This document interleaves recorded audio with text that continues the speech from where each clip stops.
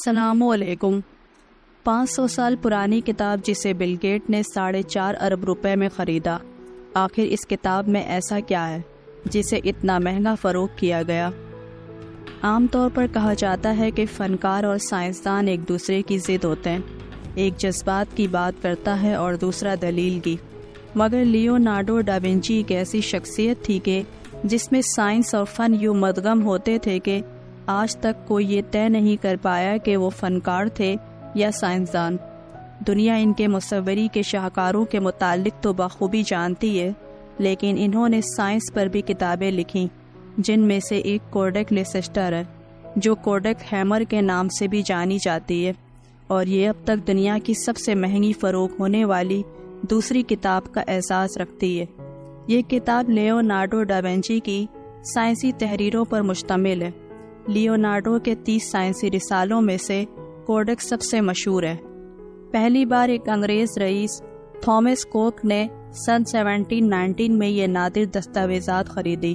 Thomas کوک کو oral of Leicester کا خطاب ملا، تو اسی مناسبت سے کتاب کا نام بھی کوڈیک لیسسٹر پڑ گیا۔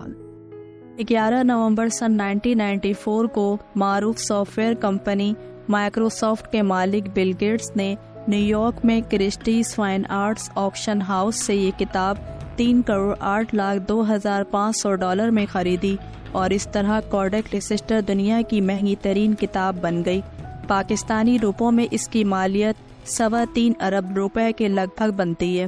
بل گیٹس نے یہ کتاب خریدنے کے بعد اس کے صفحات کو اسکین کر کے ڈیجیٹل امیج فائل بنائی، جو بعد ازاں کمپیوٹرز کے اسکرین سیور اور وال پیپر کے طور پر ونڈوز 98 اور دیگر ونڈوز میں شامل کی گئیں۔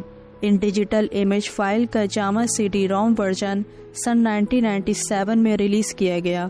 پھر اس کتاب کے جلد توڑ کر اس کے صفحات کو الگ الگ شیشے کے کیس میں رکھ دیا گیا، اور مختلف ممالک میں اس کی نمائش کی جاتی رہی۔ کوڈیک ہیمر 72 صفحات پر مشتمل کتاب ہے، جس پر چمڑے کی جلد کی گئی ہے۔ اس کے صفحات کا سائز 29x22 سینٹی میٹر ہے۔ اس کتاب میں لیونارڈو ڈا ونچی نے اپنے علم فلکیات سے متعلق نظریات بیان کیے ہیں۔ اس کے علاوہ پانی، پتھر، ہوا، فلکیات، روشنی اور فوسل کی خصوصیات بیان کی ہیں۔ کتاب میں وضاحت کی گئی ہے کہ سمندری حیات کے فوسل پہاڑوں میں کیسے دریافت ہو رہے ہیں۔ اس حوالے سے لیونارڈو کا کہنا ہے کہ پہاڑ کروڑوں سال قبل سمندر کا بیڈ یا پیندہ ہوا کرتے تھے، بتدریج یہ اوپر اٹھنا شروع ہوئے اور پہاڑ بن گئے، اور اس زمانے میں سمندری حیات کے جو فوسل ان میں تھے وہ آج ان سے دریافت ہو رہے ہیں۔ پانی کی حرکت اس کتاب کا مرکزی موضوع ہے۔